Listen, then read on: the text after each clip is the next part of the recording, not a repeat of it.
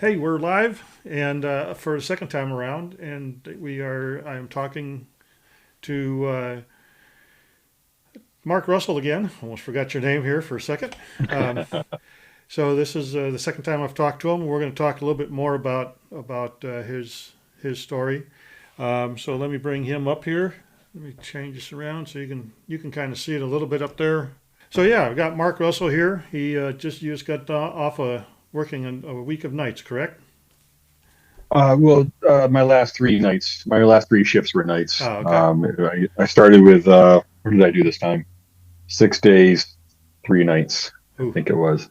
Yeah, Yeah, it adds up. those long hours, especially nights, they can definitely add up. You're right.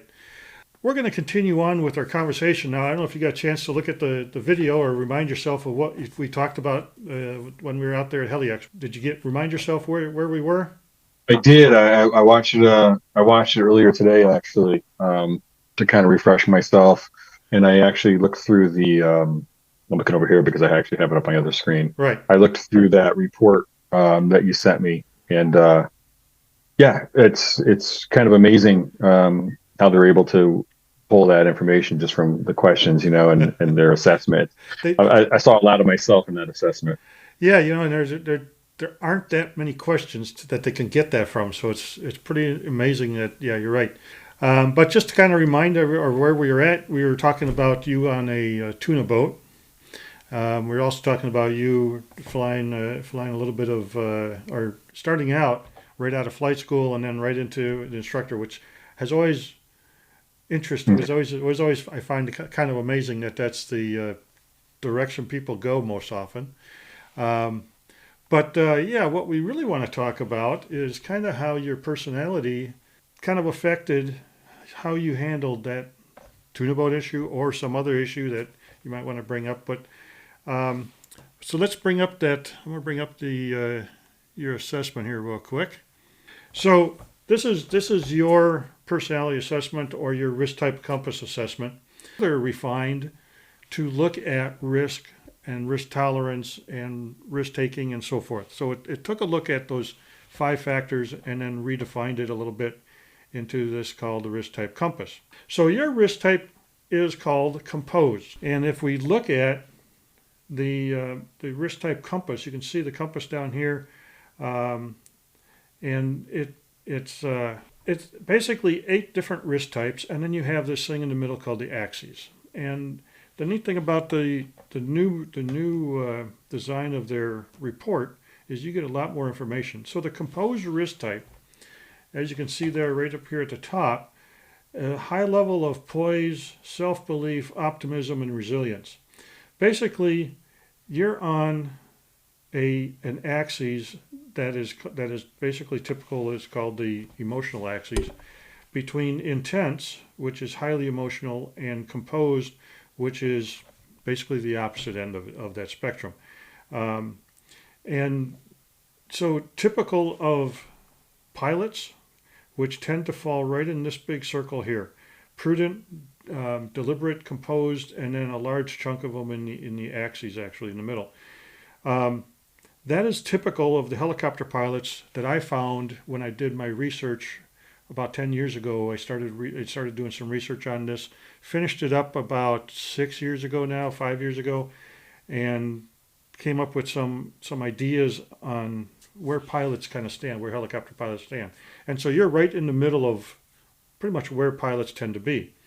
The interesting is you told me that you are civilian trained pilot, Hmm. 100% civilian. So I'm just the opposite of that. But you ended up more where there's actually a split in the pilots between military trained and civilian trained.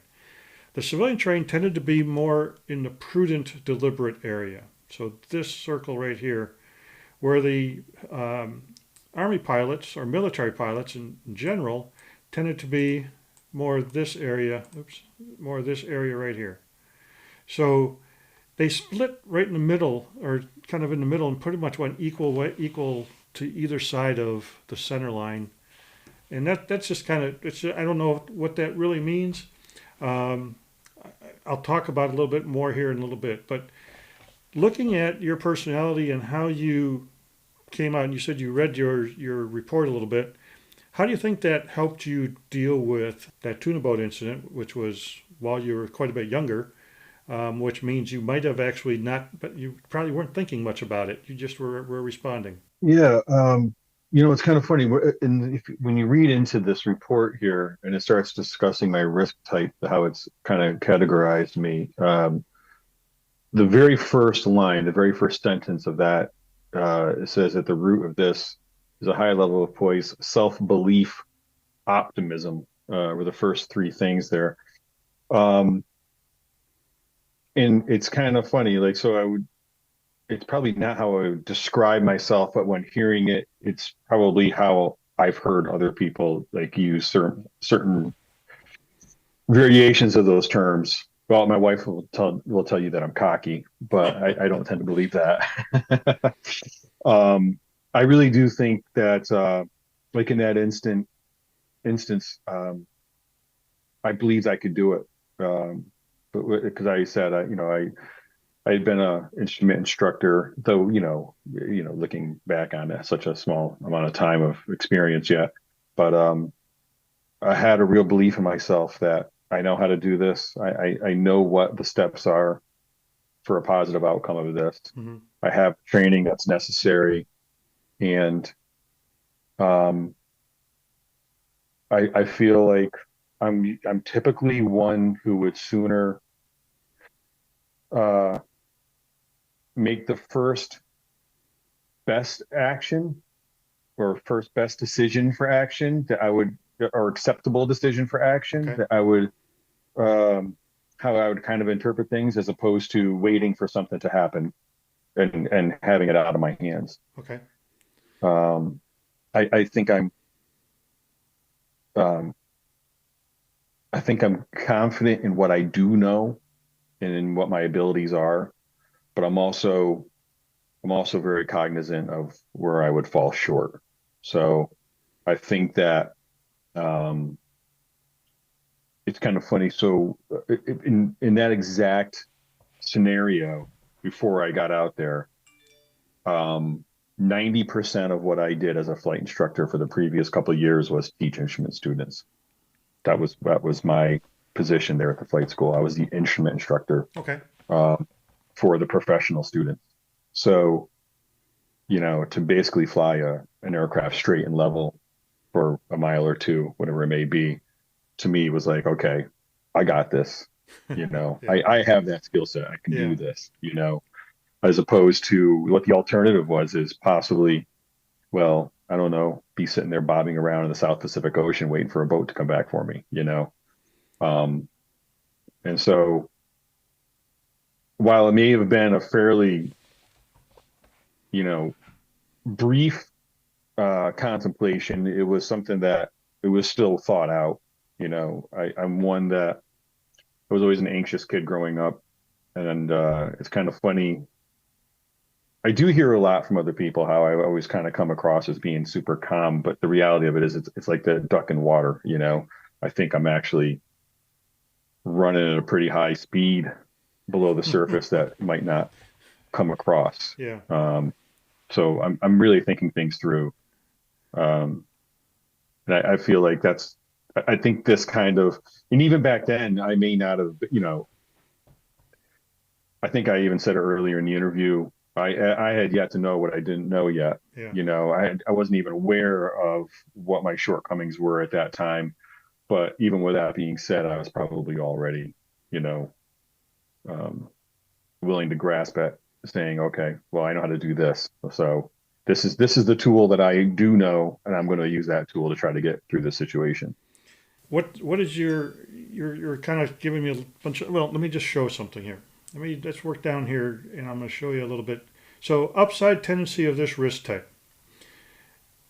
The risk type is confident and has few doubts about their own abilities. What you're just talking to me kind of fit that almost perfectly. This particular risk type, and actually there's a essential motivator that I talk about a lot in my classes. That I talk about essential motivators a lot as the one that fits right alongside with this particular risk type, um, is called a theorist, and the big thing that meant that theorists are very confident in what they can do. I often equate this when, especially when I'm talking to medical folks, because they understand it quite readily. Um, the difference between a family practitioner and um, a heart surgeon is the opposite ends of that emotional. So the composed person, that's that heart surgeon, very confident in their abilities. Competency is a very big part of that personality type. On the other end is a very emotional side, very much about people, and so they're very good at dealing with emotions that are coming their way without having, and that's why the family practitioner might be completely on the opposite end of that spectrum. Do you kind of see yourself in that confident mode? I do, and I also see that opposite end of where some of my shortcomings are, that I've found, um, where I don't think it hurts me in my professional life, like, skill set wise, Hmm. but I do see it in relationships, um, that I've had to. I tend to be, I guess, a little more, um, less open, Okay. you know, Yep. um, but not intentionally. No. I No. don't even, I'm saying, like, I'm not trying to hide anything from anyone or trying to be protective. It's just, I don't know. Maybe I always just thought I was the way I was raised. Came from a came from a WASP family in the Northeast. I think it's just kind of the way, grew up in the '70s. It's just kind of how we were. Right. Um, Kind of that, you know, tight upper lip, just kind of go, you know, go get the work done, and you know. Uh, so anyway, but yeah, but I mean, I'm just saying it's kind of weird, like, how there's a lot of things that I think do play into it. Um, it really is funny. I was telling you, I kind of breezed through this earlier, and it was kind of remarkable how many um, traits they do point out that I can identify with in Okay. here. Yeah, that's cool about it. Yeah. And what I find really neat about it is it's got that perspective of how we deal with risk. So it's not telling you that you are specifically a risk taker, because if you're in this business, you're a risk taker, and that's Right. it's like, how can we get away from it? But it does definitely show there's a unique difference between how different people take and look at that risk, and that's really a neat thing, and you're picking up on that very nicely, and that's good. I don't have to necessarily say so much, but here now, this particular page, it talks about your opposite end. So that's the opposite end, that intense personality type, where it's much more about anxiety and worry about risk. People who expect the worst, and Right. I'm not always a big fan of the way they look at it, but at the same time, it still works pretty well sometimes, especially when somebody falls into that category. They really see themselves that way. Um, so they are more anxious. So now the deliberate, which is just the one above yours, tends to be much more confident, combined with, there's a very high level of that calm confidency that you show, but they also have a lot more caution.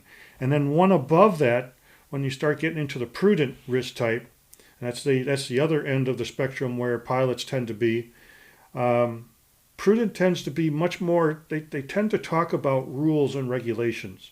And you haven't been talking about that. You've been talking about being confident and and in your abilities to do what you do. Now, a part of that is knowing the rules and regulations. Obviously, you had to if you're an instructor pilot in the flight school, Hmm. and the things that we do, but you don't necessarily lean on that as much as you lean on your own knowledge.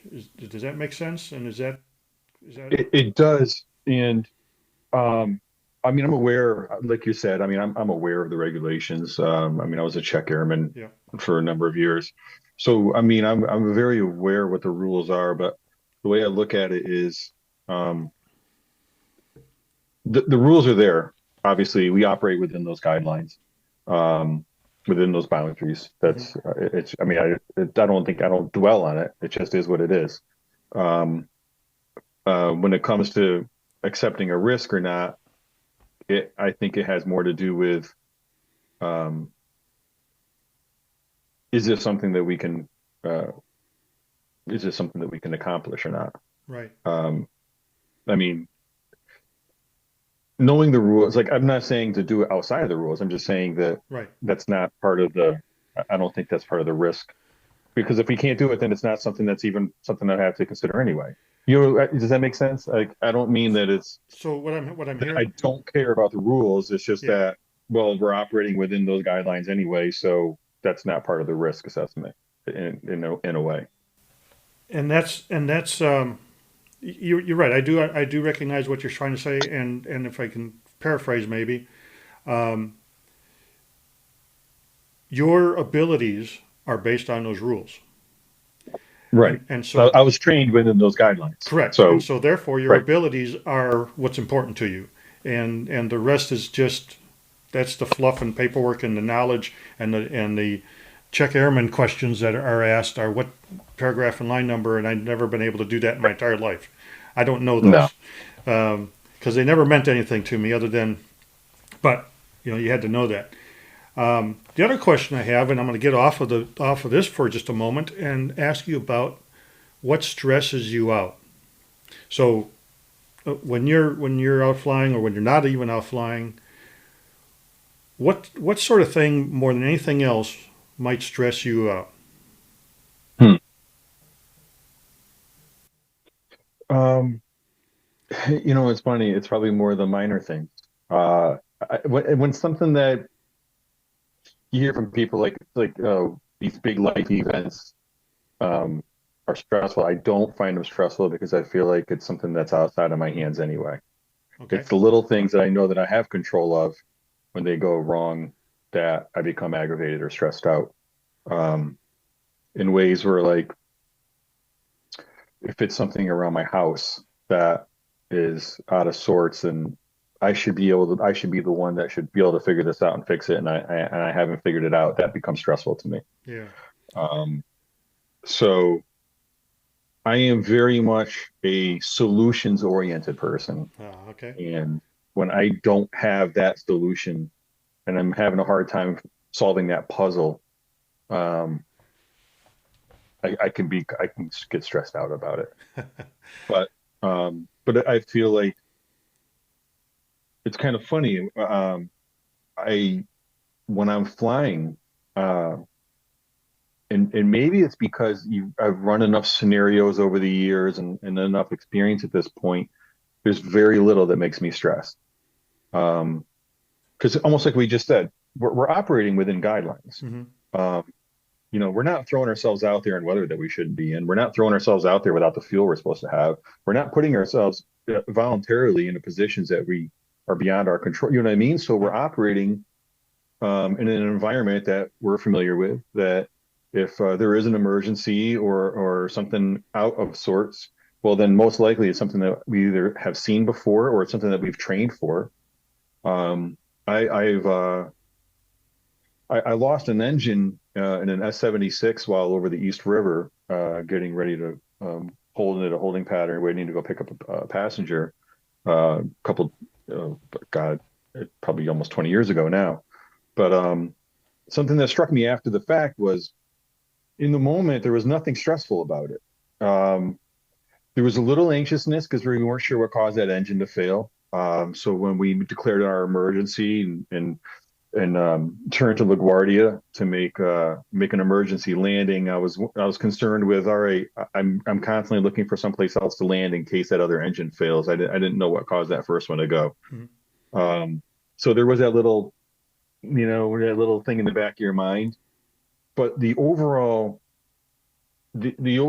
incident was very little stress about it until you got down on the ground and the two of us kind of looked at each other and like, what the heck was that?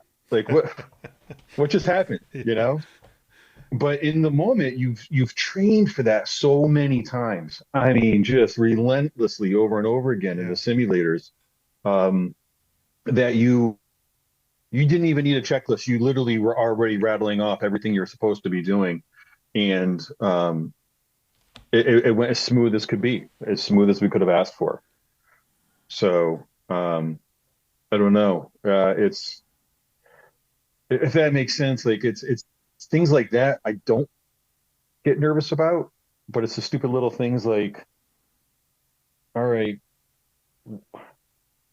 how am I gonna? I got to run power out to my garage today when I get done with this, and I got to make sure I did everything right because I the car I bought's electric, so I got to set up charging in my garage, and now it's something that's probably quite simple, but it's like, all right, I just want to make sure I do it right. This is not something I got a lot of experience in, Yeah. So, and now that will stress me out, right. Oh, yeah, I you get know? that. Have you ever been told you overthink things? Yeah. Ah, okay. I was told that recently, and I'm not quite the same. So what I hear from you is actually falls right in line with this. Also, is the stressors are those things that you have less control over. Whether you and even though you didn't have a whole lot of control over an engine fail, you had a whole lot of control over what you do next. So Yeah. the fact that you feel confident in your abilities to handle something gives you a lot of it keeps you from stressing out so much about those type of things. It's what you don't There's have. comfort in that, right? What's that? I mean, there's comfort in that. There's Right, comfort in knowing that I've seen this before. I know what to do here. I got this. right. And so Literally, it's that's like, I mean, how often have you said, I got this? right. We're good. Don't So it's worry. How knowledge. you tell your crew, it's Yeah. okay, guys. We got this.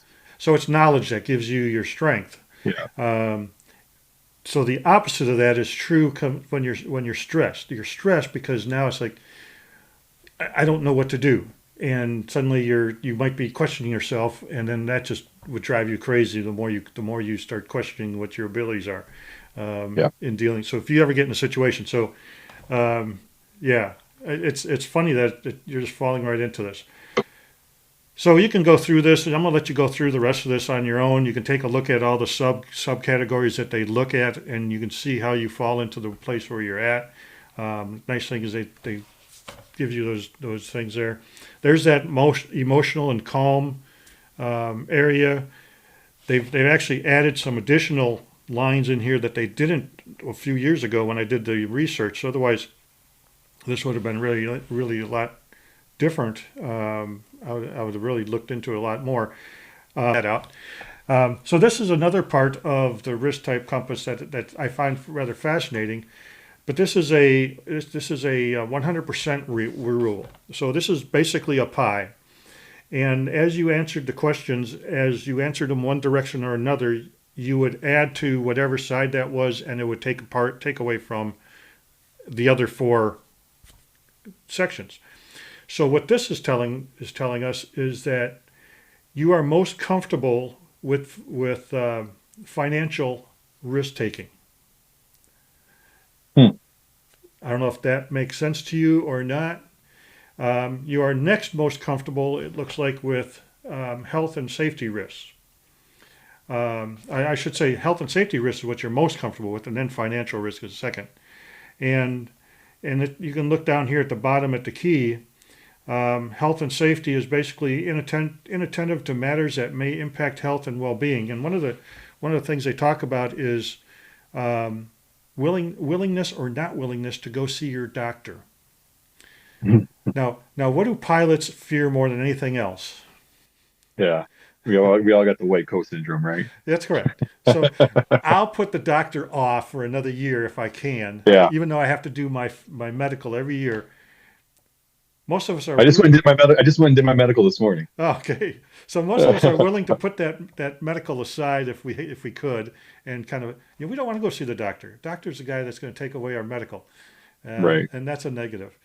So that doesn't surprise me. The financial side surprises me a little bit, but at the same time doesn't. As a pilot, that's pretty much stereotypical pilot. You like spending money, or maybe are willing to spend money. The other, I also, I mean, I think we talked about this briefly. I don't think it was in the interview. I do own my own business as well oh, outside of okay, aviation. So that maybe there's parts of that that kind of fell into there. maybe so, yeah. The interesting thing is social is your smallest area that you are willing to take. So basically, what I look at the risk attitude is which area of your life are you more willing to take a risk in? So which ones are you willing to take risk versus which ones are you not willing to take risk? And oftentimes we trade one risk for the other. Hmm. So we might take for instance, somebody who is the recreational risk that they show in here talks about pursuing challenging or potentially dangerous activities. So this is our willingness or readiness to take physical risks. And a lot of pilots will rather take those physical risks than taking the reputational risk or being known to be the one that's not willing to take a flight because of whatever.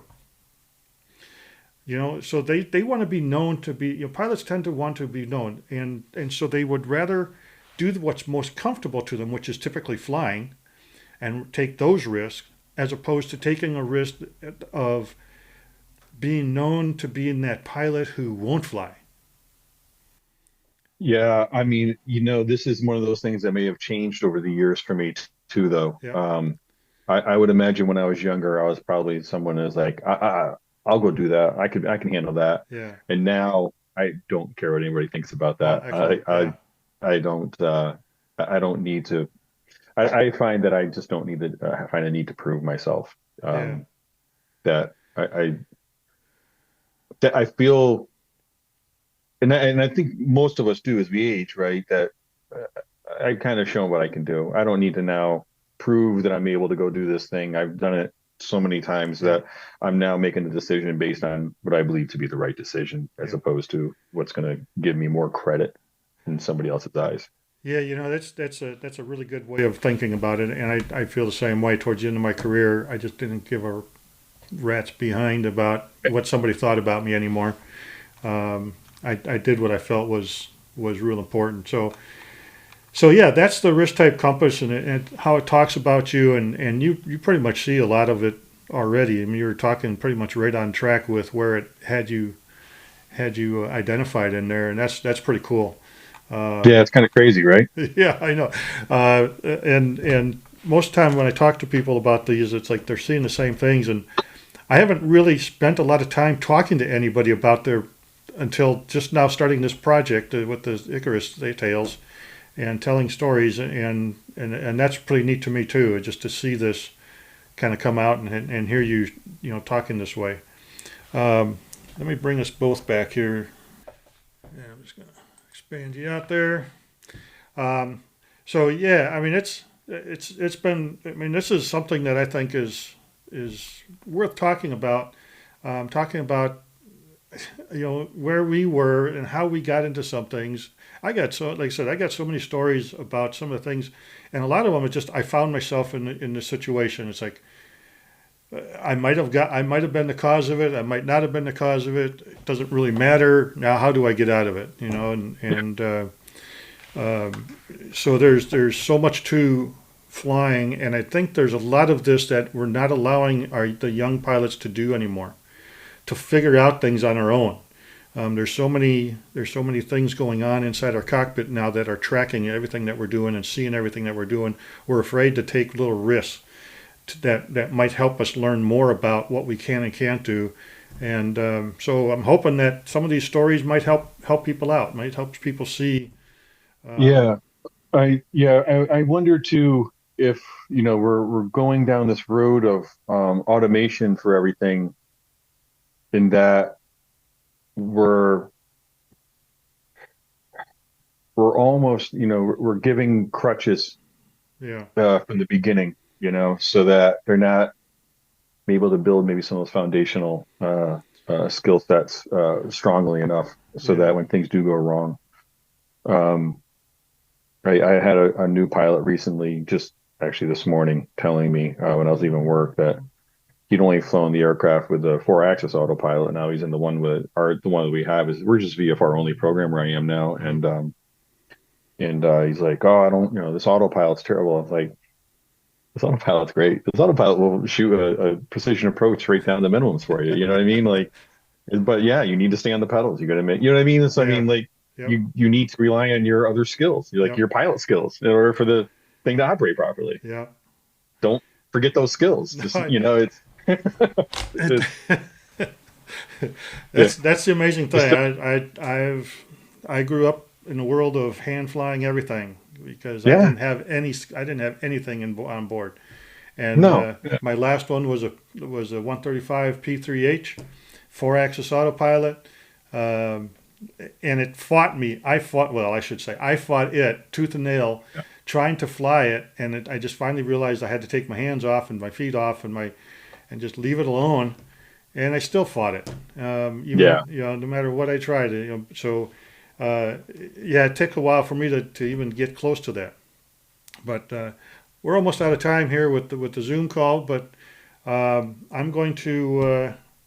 I really appreciate your time and your Yeah, stories. appreciate what you're And doing here, Ken. I think this is great. It's a heck of a catalyst to get a little introspection here, and kind of look a little deeper into how you're yeah, personally, how your mind works. And yeah. it's kind of funny. You take this test, and it's like, all right, yeah, I guess they know me pretty good. well, awesome. I think more people are going to get to know you here pretty good too. I hope it takes off pretty strongly, and I appreciate your time. Yeah, So, thank you. Mark You, Russell, yep, Mark Russell, and I thank you for your time, and have yourself a great week off. And I I'll appreciate it. talk to you next time wherever we meet again. Sounds good, Ken. Take care. Okay, take care, Mark. Bye.